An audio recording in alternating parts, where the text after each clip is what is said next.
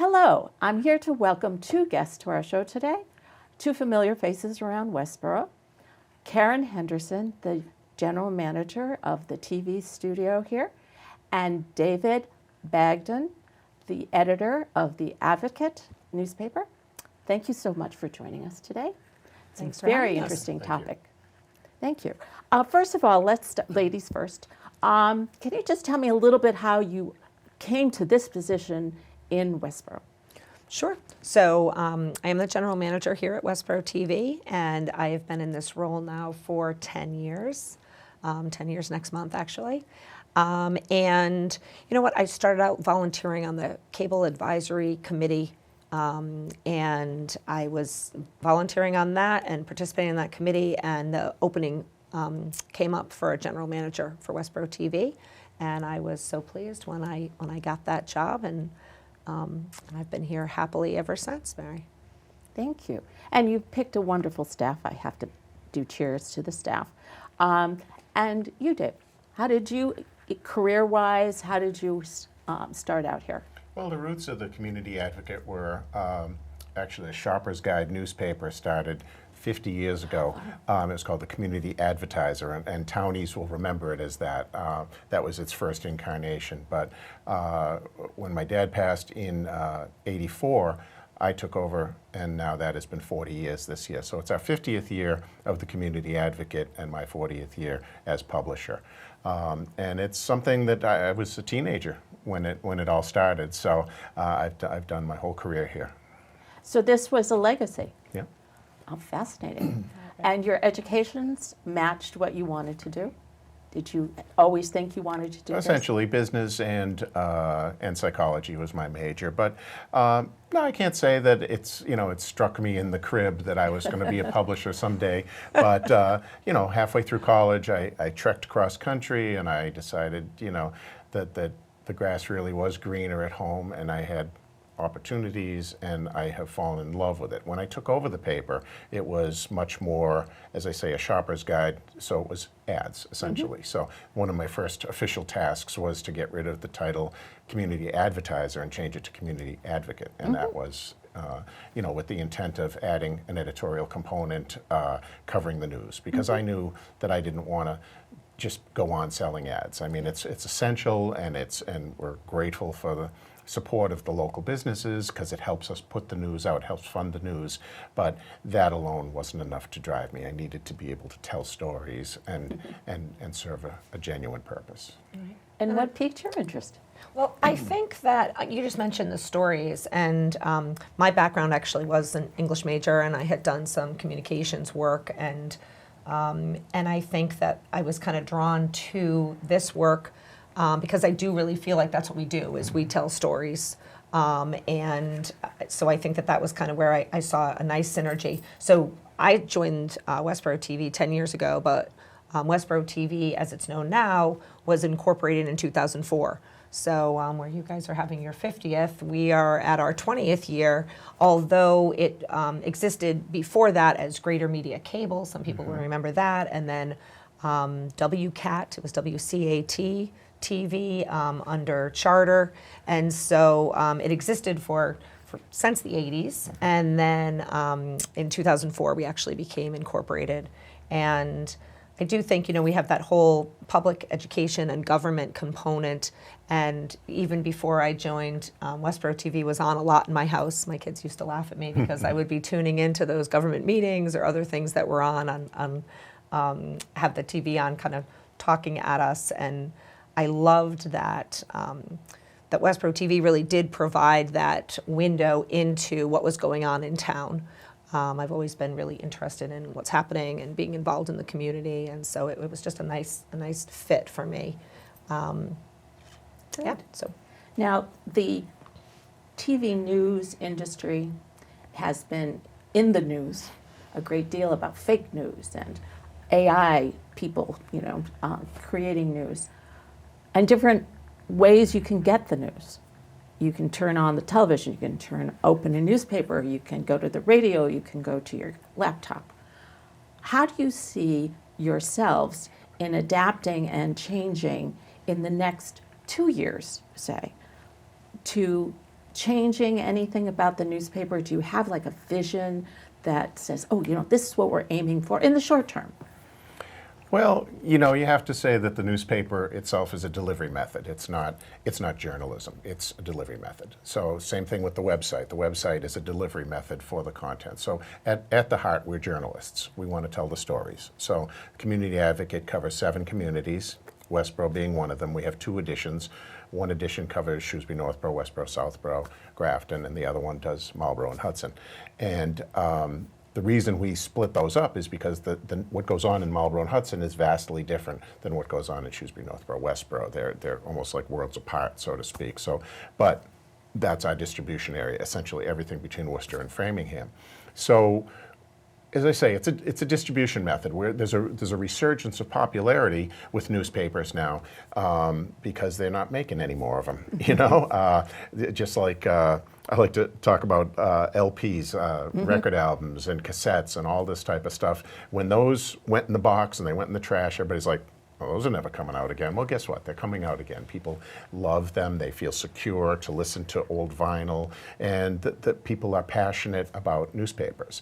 I will say that the next generation, the cell phone generation, is not as in love with newspaper, perhaps. So we have adapted, and we're on Instagram, all the social media platforms, and our obviously our print piece, and obviously our website. So our website has surged to over 500,000 page views a month. We're second to none in this market. And that means everybody in terms of circulation in the 7 communities that we cover. So I would say that there's been a resurgence of popularity, but we'll continue to adapt as necessary to whatever technology is out there. But at the core, it's the journalism that matters, and the storytelling is what matters, not the method. Right.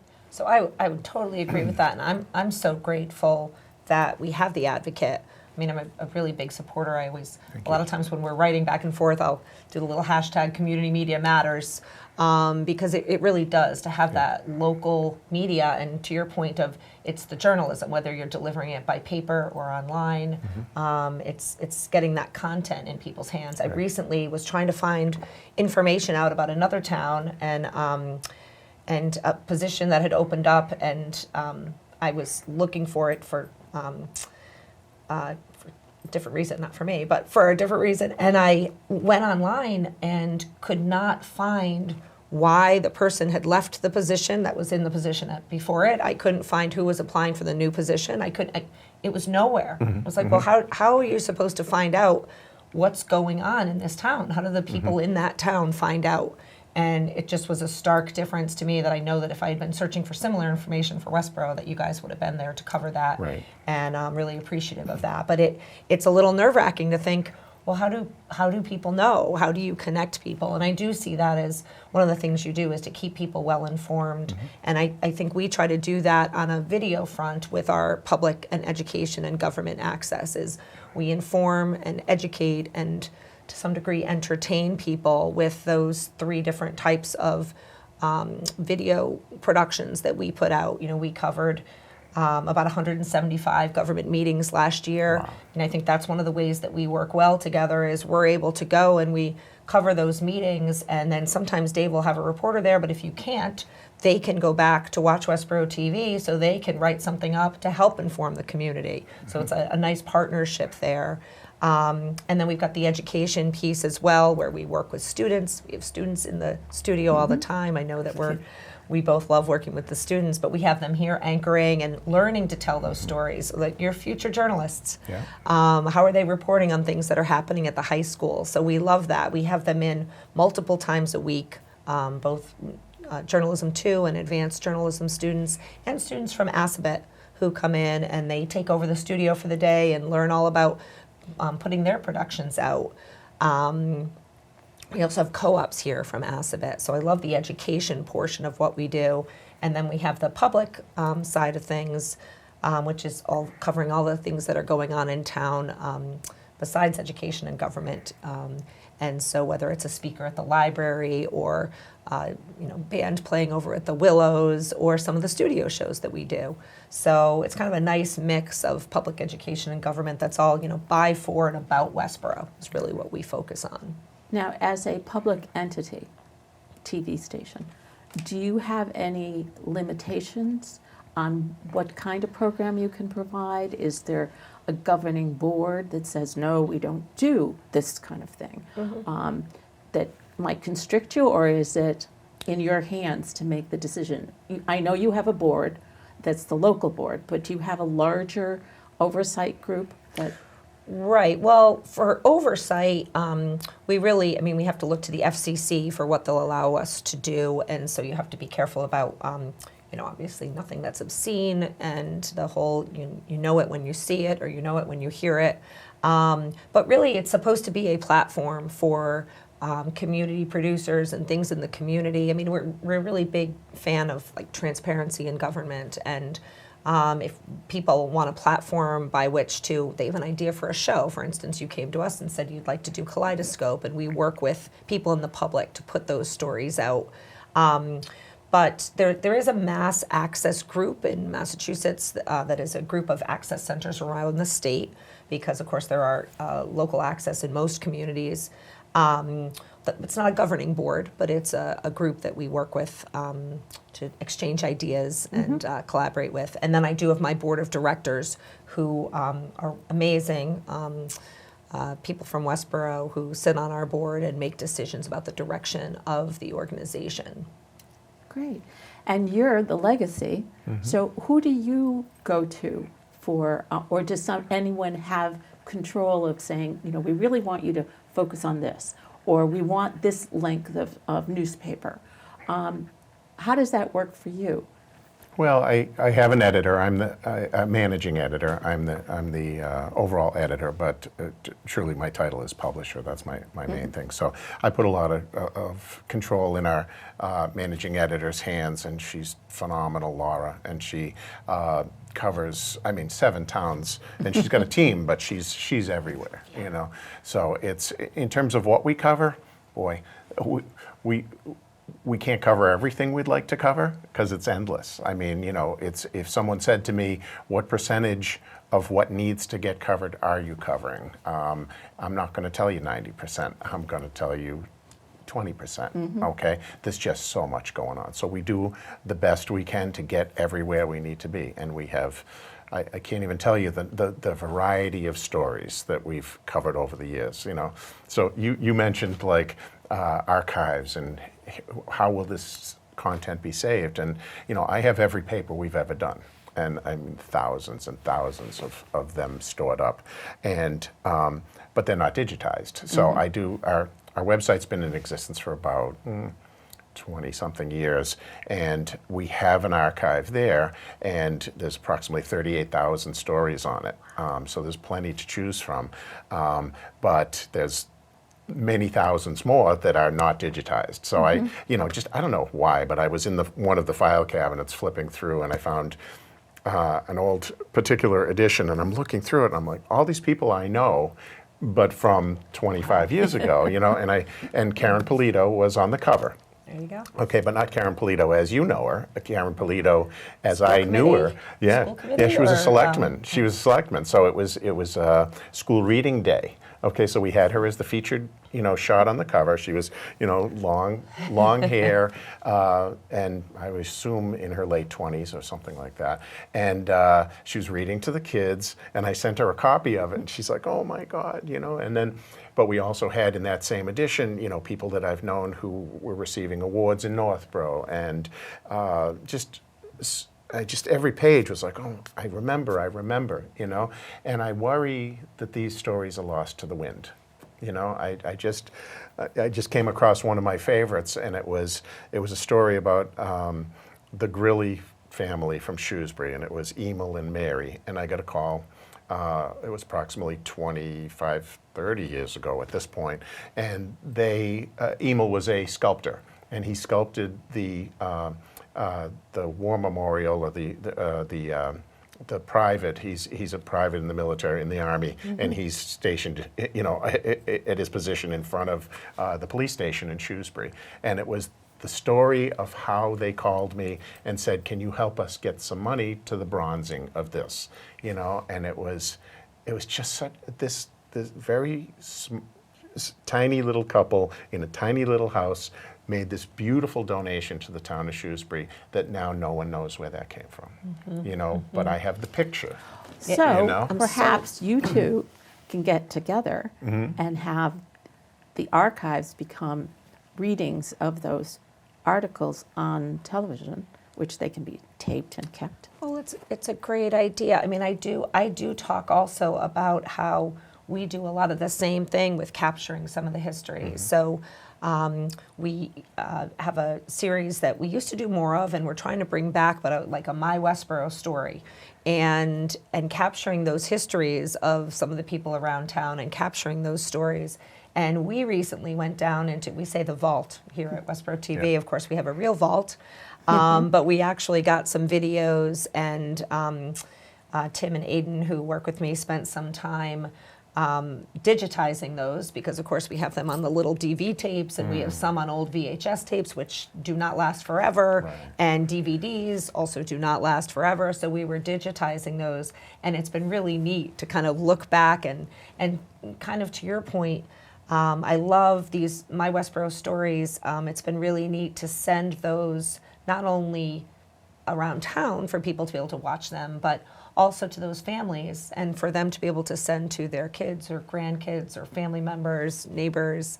So I love that part of what we do in archiving those stories and having and making them available for people. But I love the idea of working together to take some of those stories and re-release them in a way that people could enjoy them today. So a new podcast. Well, I'll tell you, the story of the Grillies, though, I can't get it out of my head, because they had no children, and I don't know, how many other local, relatives they had. But the fact of the matter is, I think in another 10 years, no one is going to know where that came from. Perhaps you could reissue that story. Yeah, I've done it a couple times. I probably will do it again at Veterans Day. Because this is your 40th. Right. And 50th well, that's how I came anniversary. across it. And without giving away the lead, so to speak, the Emil was a very quiet person, and he wanted to, do something. He had never served in the military, but he wanted to do something to give back. So he did this amazing sculpture, life-size sculpture, and it was the dedication 30 years ago, downtown Shrewsbury, and they said, okay, Mr. Grilly, come up to the mic. And he walked right past the mic and went up to the statue and went like this. Oh, and then went and sat down again, because that's Emil. Right. He Really had neat. nothing to say, let my artwork speak for itself. Well, Really I'm a neat. new person to Westborough. My husband and I have lived here 8 years, so we're considered like just almost visitors until you get a certain status, you get your permanent residency. And so those stories are all absolutely new to me. And you mentioned a woman that you said, we all know who she is. And unfortunately, I've never come in contact with her. But these stories sound so intriguing. I would like to know those people. Right. And so take out the kaleidoscope and spin it around a few times, and maybe we can come up with a way to save all of these stories. One more thing on the stories front. You mentioned how you cover 7 communities, and you think about all the not only the stories going on, but then also things going on just in the select board or with the planning board, or things that are happening. And I can't imagine times 7 communities. I mean, it's a lot to cover. Because here in Westborough, we're running around and we try to cover all sorts of things, and we are busy all the time. People are always saying, you guys are everywhere. And we try to cover everything, but it's a lot. And we had a student who worked for us one summer that had graduated from Westborough High, and she worked here for a summer, and she said, I had said to my parents, when I'm done in Westborough, everybody's got this, I gotta go out to the real world and make something of myself, and there's nothing happening in Westborough. And I remember her saying, after having worked here for the summer, I can't believe how much is going on in our little town. She said, I said to my mom, what, maybe I will come back here. There's actually a lot going on. So just to get that view, her kaleidoscope, to be here and see all the different things that go on in one little town, one little community, and where I feel like Westborough TV is trying to connect that community. It makes me happy to think, we had somebody come in from the outside, and she said, wow, there is a lot. So you guys, times 7. Well, and but you hit on a very important point, and that's if we don't reveal what's out there, It's just not only what is lost, but all these stories that will never be told, and the people that'll never be engaged, and the people that just pass through town and don't really realize what's going on. I mean, we are losing legends of this community, and all communities on a weekly and monthly basis. People who contributed a great deal to how Westborough got to be Westborough. They're either fading from sight or age is catching up with them, and what will keep those stories going? It's a really news is compelling always story. Yeah. judged by it's all local news. Nobody's you can watch all of the television and world news, which is really important, but when you really want to know what's happening in the town or being involved in the town, you go to the local.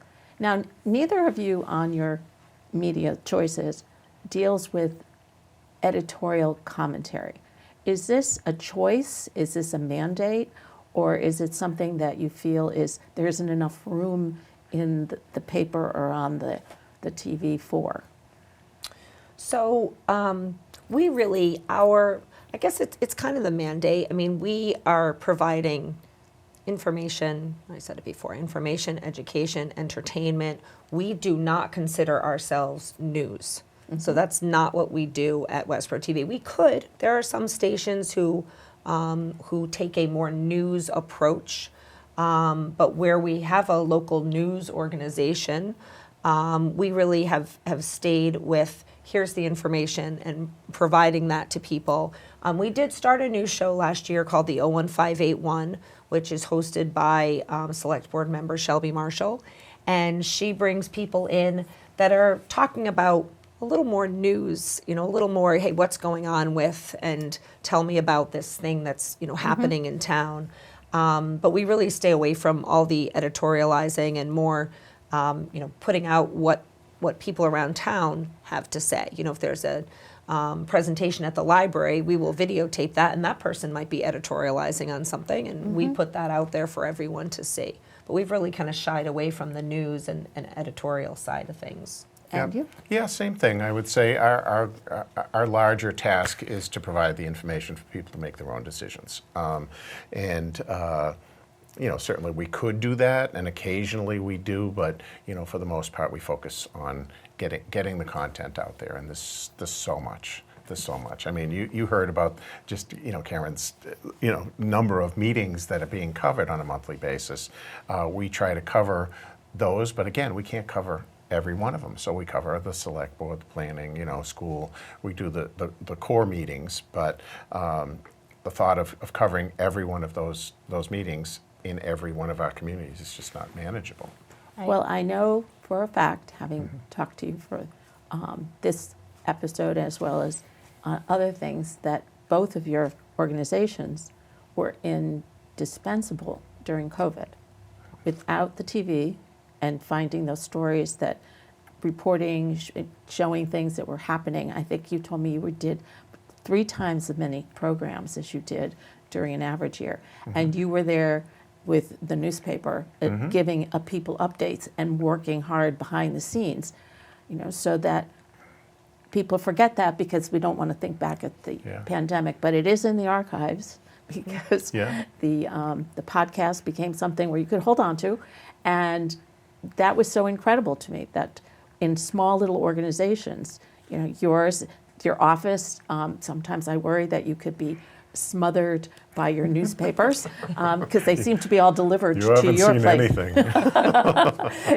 They seem like the papers are all delivered to you, and you are supposed to actually deliver them all yourself. Yeah, well, 75% of them go through the mails, and we get another 25% of them that we distribute over 300 newsstands, and then what you saw is just our store copies. So that's just the littlest piece of the whole 20,000. I really think I saw a size stacked things about as tall as ours. Yeah, that's true. And the same is true with, that was really a remarkable contribution to keeping the rest of us sane. Now we're almost, do you want to say one last thing? Go ahead. No, just about the pandemic. I mean, I do think that was a real time where, again, that local media piece, it was such a period where we couldn't be together, right? I mean, it was really hard to connect with other people throughout town. And I think that was a real opportunity for Westborough TV to help connect people, that gave you that feeling. So whether it was a virtual Memorial Day where we had various town leaders come in and individually and had to kind of reimagine how we would do Memorial Day via video and release that in a way that made people, shots around town that they could see and people that maybe they hadn't seen. And it gives me chills actually thinking about it. It was a really special, we released that, and we had a number of videos that year that we did in place of actual events that really moved people and really allowed us to connect people when people couldn't connect, in religious ceremonies and services. And it was definitely a defining time for us in terms of our view of how we connect the community, that I'm really, really proud of. My staff did a great job. Yeah, Well, I was going to ask you to finish a sentence, but I think of what news means to you with one or two words. But I think you both did it so eloquently with your storytelling.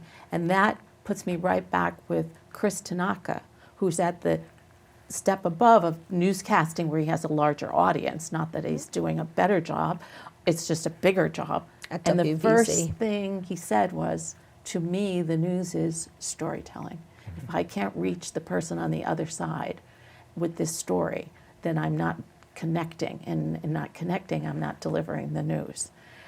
With a person who grew up with a morning newspaper and an afternoon newspaper and only 3 channels of TV, but my news was always Walter Cronkite. So that's what I grew up on. 2 local newspapers and in a large city. But I have come to look for the Advocate and watch those town meetings because I was new. I never knew anything about the town, and I'm recognizing people now, as you said, from seeing them on camera or reading about them in the paper. So thank you so much.